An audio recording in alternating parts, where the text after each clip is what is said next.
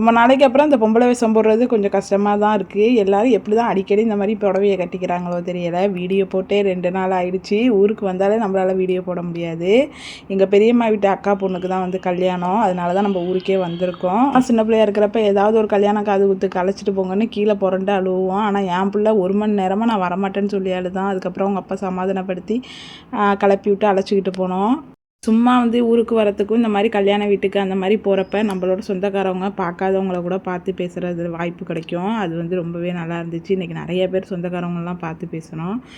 நேரமாக மாப்பிள்ளை பொண்ணுக்கு தாலி கட்டுறதுக்கு வெயிட்டிங். டிஆர்பி ராஜா அவங்க வந்ததுக்கப்புறம் தாலி எடுத்து கொடுத்து ஃபைனலாக வந்து தாலி கட்டியாச்சு. என்ன தான் எல்லா கல்யாணத்துலேயும் இப்போலாம் விதவிதமாக சாப்பாடு போட்டாலும் எங்கள் டெல்டா சைடு இந்த கப்பு கறி கல்யாண சாப்பாட்டுக்கு ஈடு இனம் எதுவுமே கிடையாது. நாட்டுக்கறி, கோழிக்கறி, ரசம், மோர், அப்புறம் இந்த ஜாமு, ஊறுகாய் எல்லாத்தையும் வச்சு நல்லா சாப்பிட்டாச்சு. சிம்பிளாக இருந்தாலும் சூப்பராக இருக்கும். சாப்பிட்டுட்டு எல்லார்ட்டையும் பேசி இருந்துட்டு அதுக்கப்புறம் வீட்டுக்கு வந்தாச்சு.